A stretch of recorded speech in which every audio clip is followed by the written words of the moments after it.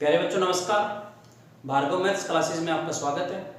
आज हम पढ़ने वाले हैं सारणिक या डिटरमिनेंट्स। देखो, प्रत्येक वर्ग अवयव सारणिक कहलाती है जिसका संख्यात्मक मान निकाला जा सकता है। सारणिक कुछ नहीं है, वैसे मैट्रिक्स को सोल्व करने का एक तरीका है। सारणिक का एक संख्यात्मक मान होता है यानी न्यूमेरिकल वैल्यू होती है।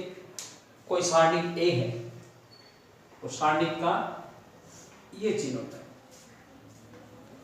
कोई सारणिक ए है, इसके अंदर जो लिखे जाएंगे वो इसके एलिमेंट्स या इसके अवयव होंगे। सारणिक ए को सोल्व करने के लिए लिखेंगे ए का सारणिक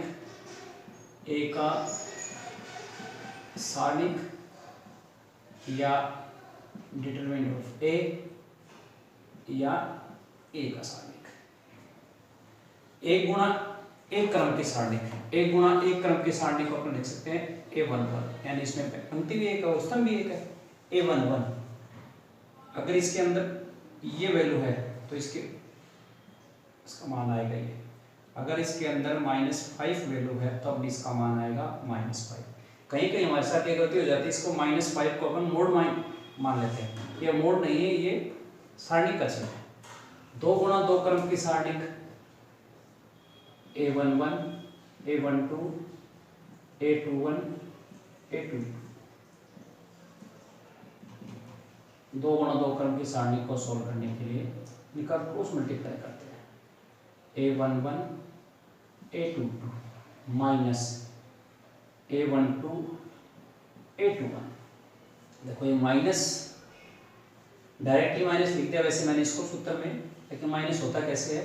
A11 का मतलब ये पहली पंक्ति पहले स्तंभ का अवयव है तो इसके लिए -1 की पावर लगाते हैं अपन 1 + 1, और -1 की पावर कितनी होगी 2, और माइनस की पावर अगर सम है तो क्या आएगा साइन प्लस, और यहाँ -1 की पावर लिखते हैं 1 + 2, क्योंकि पहली पंक्ति और दूसरे स्तंभ का अवयव है तो 1 + 2 कितना हो गया 3, और माइनस की पावर 3 क्या आता है माइनस, इसलिए यहाँ क्या आता है माइनस आता है। ये दो गुणा दो क्रम का सारणी को निकालने का मेथड।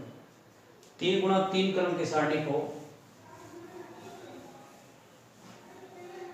3 गुणा 3 क्रम की सारणी मान लो A बराबर A11, A12, A13, A21, A22, A23, A31, A32, A33।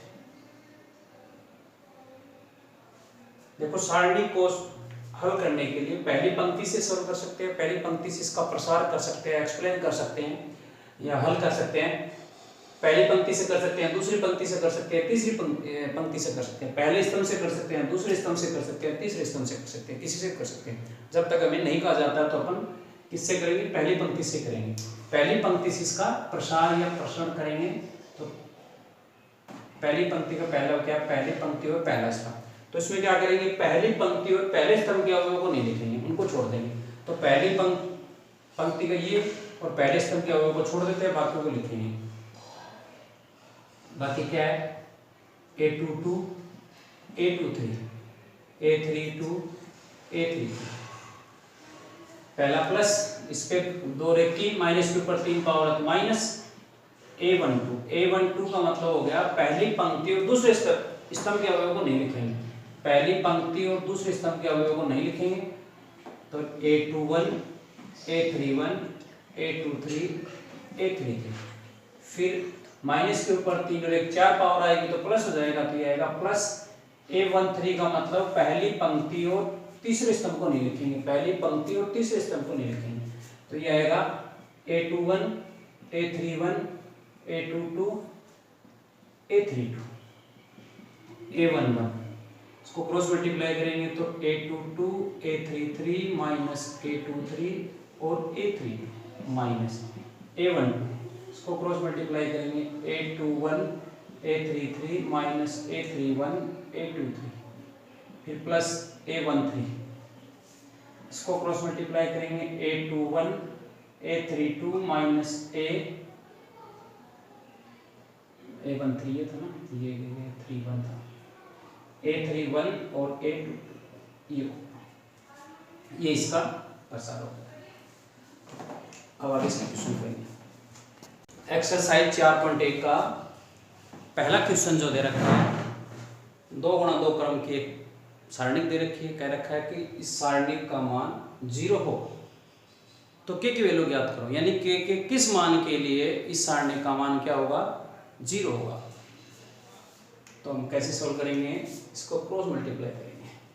के को -3 से मल्टीप्लाई करेंगे तो -3 के माइनस साइन 4 2 जा 8 इक्वल्स टू 0, -3 के इक्वल्स टू 8, के की वैल्यू क्या आएगी -8/3। एक्सरसाइज 4.8 में दूसरा क्वेश्चन जो है वो दे रखा है x y 2 4, ये कोई सारणिक है और इसकी वैल्यू 0 है, तो x रेशियो y निकालना है। कैसे करेंगे, इसका क्रॉस मल्टीप्लाई करेंगे तो 4x - 2y equals to 0, 4x equals to 2y। अब हमें क्या करना है, x के नीचे तो y ले आएंगे, x/y इक्वल्स टू 2 के नीचे लेंगे 4, तो ये कैंसिल हो जाएगा, क्या आएगा 2 1 जा 2 2 3 जा 4, तो इसको लिख सकते हैं x ratio y equals to 1/2। फिर क्वेश्चन नंबर 3 है, वो दे रखा है 2 सारणी दे रखे हैं और दोनों को सोल्व करके और x और y की वैल्यू निकालनी है।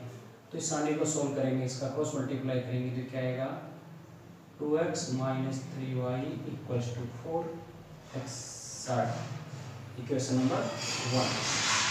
और ये इस सारणी को सोल्व करेंगे तो यह है 2x - 4y equals to 7, equation number 2। अब इक्वेशन नंबर 1 और 2 से हमें क्या करना है, x और y की वैल्यू निकालनी है। तो क्या करेंगे, इक्वेशन 1 माइनस इक्वेशन 2, इक्वेशन 1 में से इक्वेशन 2 को माइनस कर देंगे तो क्या आएगा 2x - 3y equals to 4, 2x - 4y equals to 7।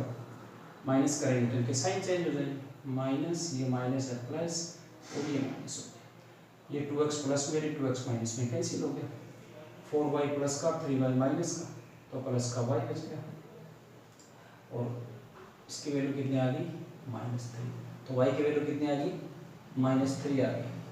अब क्या करते हैं, y की वैल्यू इक्वेशन नंबर 1 में पुट कर दें, put y equals to -3 in equation 1, put y equals to -3 in equation number 1, यानी कि y की जो वैल्यू है वो इक्वेशन नंबर 1 में पुट कर देंगे।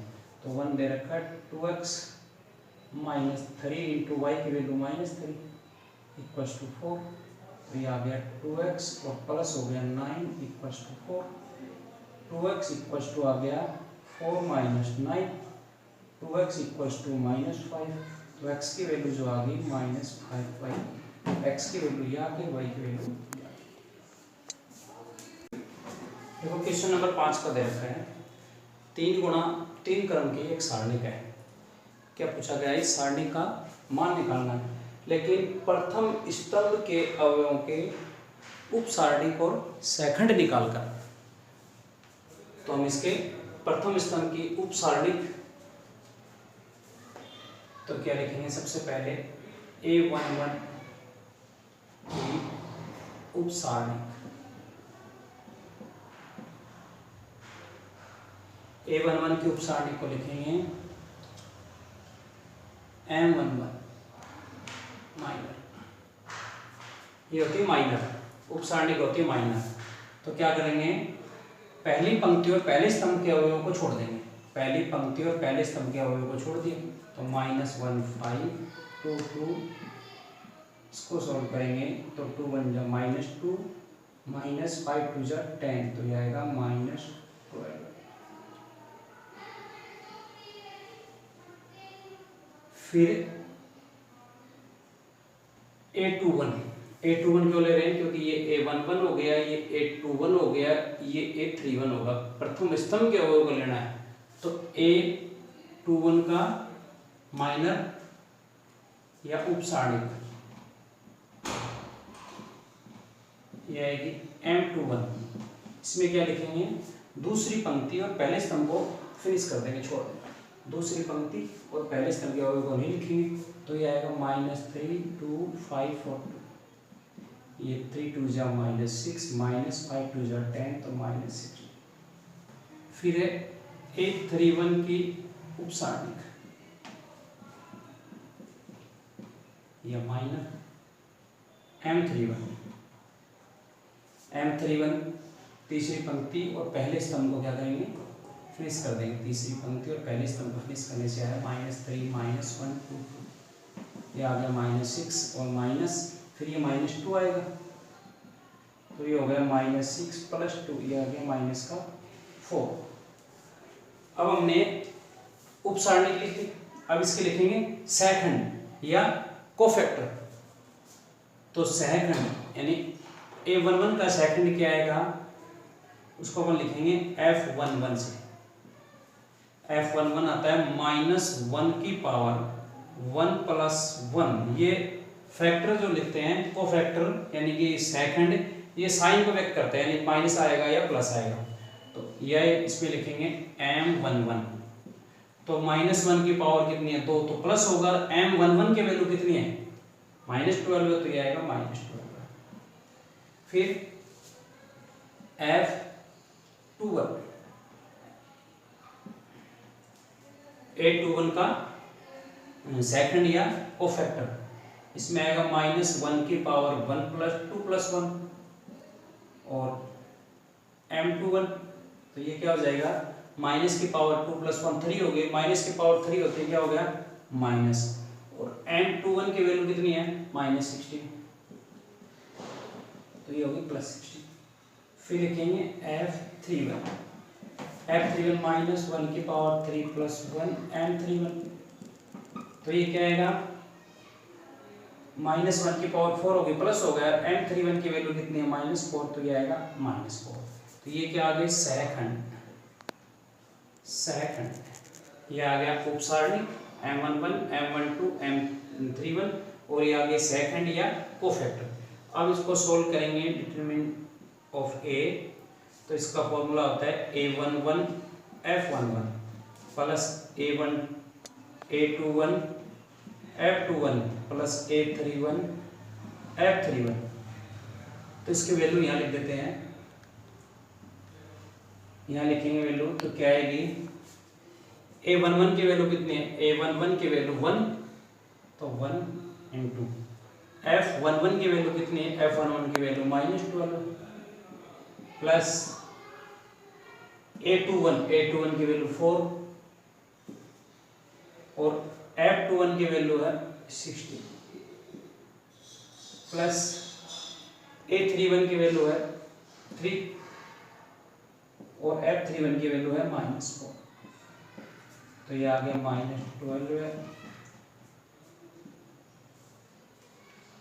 और ये माइनस का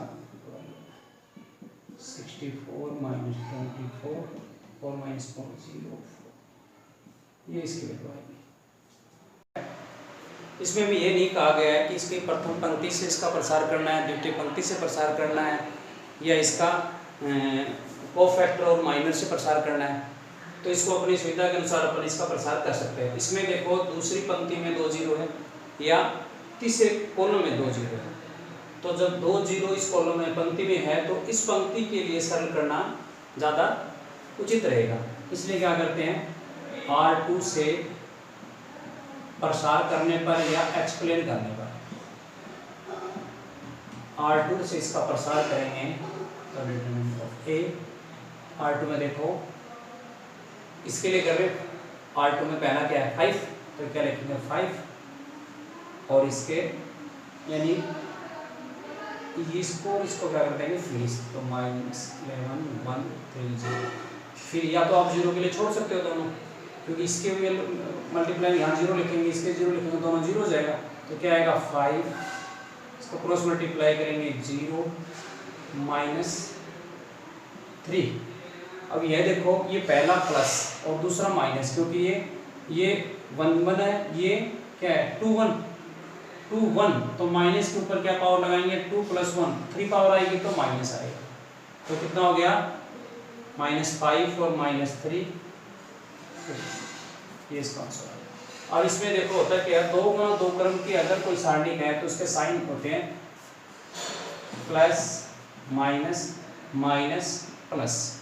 अगर 3 गुणा 3 क्रम की कोई सारणी हो तो उसका होता है plus minus plus minus plus minus plus minus plus. तो इसको अपन उसी हिसाब से देखें तो ये पहला प्लस और दूसरा क्या है माइनस, तो -5 तो माइनस इस 5 के लिए करेंगे तो इसको कैंसिल कर देते हैं, इसको कैंसिल कर देते हैं, -3 1 0 इसको लिखेंगे। इसको क्रॉस मल्टीप्लाई करेंगे तो -0 और ये -3 -5 को -3 से मल्टीप्लाई करके इसको आगे जो है उसमें कोई सारणी दे रखी है और ये सीधी करवाया 1 + a² + b² + c²।